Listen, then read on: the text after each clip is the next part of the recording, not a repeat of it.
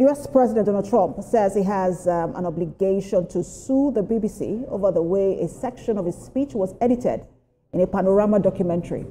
In an interview, he said his speech made on the 6th of January 2021 was butchered, and the way it was presented defrauded viewers. This is the first time President Trump has spoken publicly about the matter. His lawyers on Sunday wrote to demand a full and fair retraction of the documentary, an apology, and an appropriate compensation for Mr. Trump for the harm caused him. The letter sets a deadline for Friday for the corporation to respond. A spokesperson for the BBC says the organization is reviewing the letter and will respond directly in due course. The chairman of the BBC, Samuel Shah, had allegedly apologized previously for an error of judgment over the edit. If President Trump sues the BBC in Florida, he would also need to establish that the panorama documentary was available there. But so far, there is no evidence to suggest that it has been shown in the US. The outgoing Director General of the BBC, Tim Davies, says, quote, "I am very, very proud of BBC journalists," end quote. He and head of news, Deborah Turness, resigned on Sunday after days of pressure sparked by a leaked memo. Very proud of our journalists in this building. They're doing work, I think, that's incredibly important. I want to thank every one of them. They're doing a wonderful job. Also, everyone across the BBC doing their thing for the UK, and personally, I'm here to lead and support them. The BBC's going to be thriving, and I support every one of the team.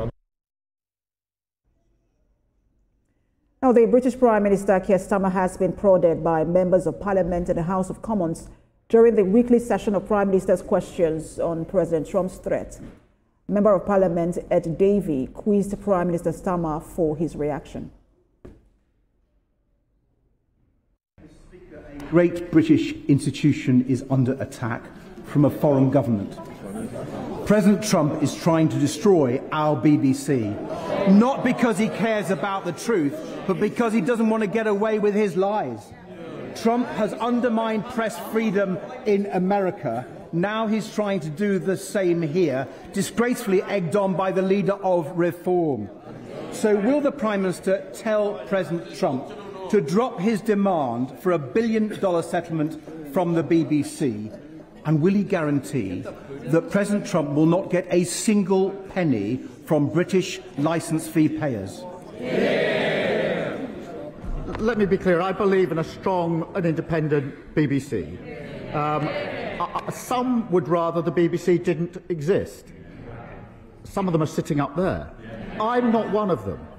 In an age of disinformation, the argument for impartial British news service is stronger than ever. And where mistakes are made, they do need to get their house in order, and the BBC must uphold the highest standards, be accountable and correct errors quickly. But I will always stand up for a strong, independent BBC. I have joining me on ward now a journalist, Francis Hughes. He joins me from Ireland. Good to have you join us. Thank you very much. Hello, everyone. So this is a very critical moment for the BBC, facing accusations of bias and misinformation. And now we also see the resignations of Tim Davey and Deborah Turness. But critics have said that the episode raises wider questions about impartiality at the BBC. How do you react to this? I think it's an absolutely fair description to accuse the BBC of being impartial. I think there were elements of the British government and mainstream British media, and I include the British Broadcasting Corporation, which might be financed by public money through the television licence, but it is at the discretion of the government who becomes the head and chair of the BBC. And when you actually read what they did to cut and splice this speech or these comments made by Donald Trump, it's not just poor judgment, it actually borders on criminality.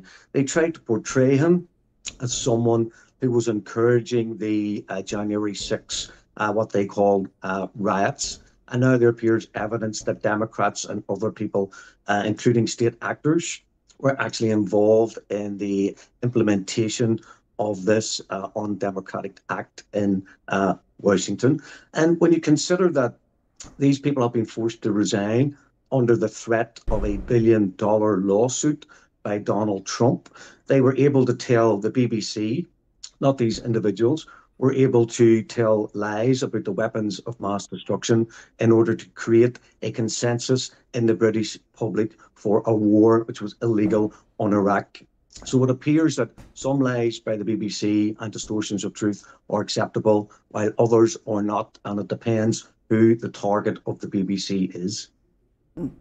And just listening to President Starmer there, and then the Member of Parliament, Prime Minister Keir Starmer, and the Member of Parliament urging him to speak to President Trump to drop the suit, and then ask that money's not been paid or compensation not been paid to President Trump.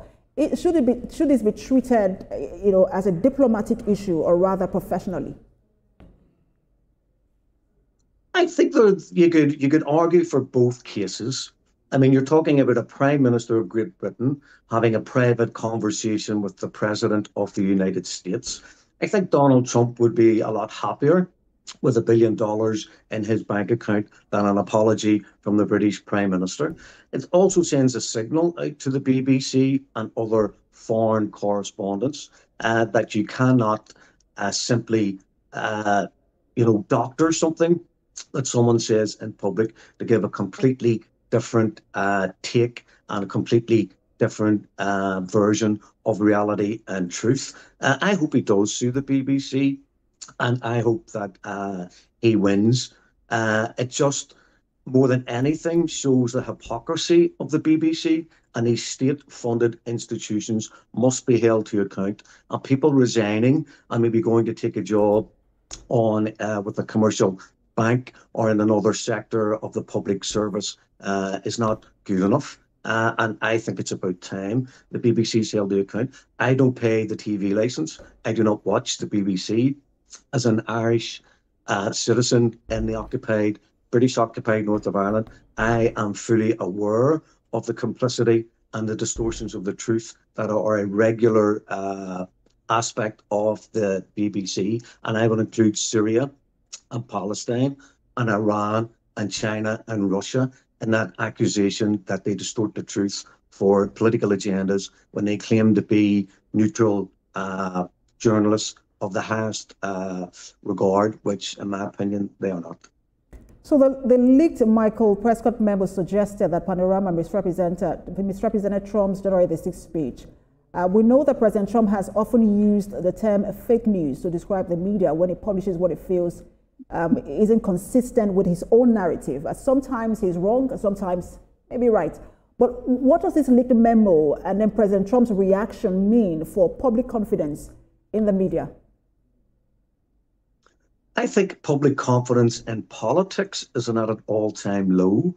I believe the public confidence in the state narrative from the BBC, but also from the mainstream media, is at an all-time low. I think Keir Starmer, I believe, is now the most unwelcome, unloved Prime Minister in British history. I think his poll ratings are around 19%.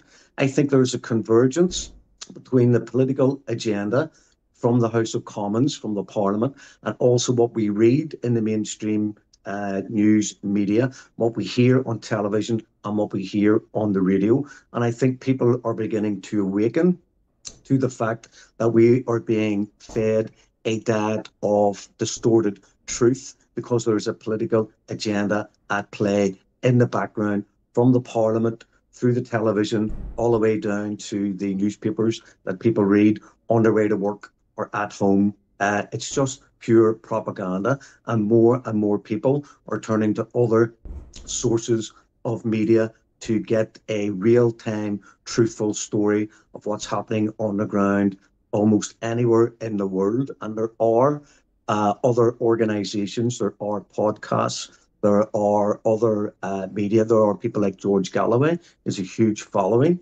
who I believe speaks the truth to power. And we need more independent media and less mainstream propaganda. And since returning to the White House, President Trump has made legal threats against other media outlets over their coverage of him. He settled with both CBS News and then ABC News after receiving large payouts, and has sought to take legal action against the New York Times as well. Is he justified? Is the media too emotional in how it reports President Trump? I don't think it's emotion. I think it's politics. I think the emotion that comes into the stories is part of political drama. It's part of political theatre. I believe that the newspapers and the television want people to become emotionally engaged with the story that they're putting out at that time. Surely, the fact that people settle out of court means that there is an implied guilt and that they're not willing to go to court. They're not willing to have their facts be fact checked, if I could use that phrase, in the courts for the reality of the truth as to whether or not things have been distorted and whether or not people are presented and portrayed in a light that is not necessarily unflattering, but is in fact untruthful. So if people are settling out of court, the implication is their evidence will not stand the scrutiny of the court. And the more people come out and tell lies about Donald Trump, the more people, I think, will end up in court. Well, interesting to watch. We continue to follow that development. Thank you so much for your time, as always. Journalist Francis Hughes. Thank you.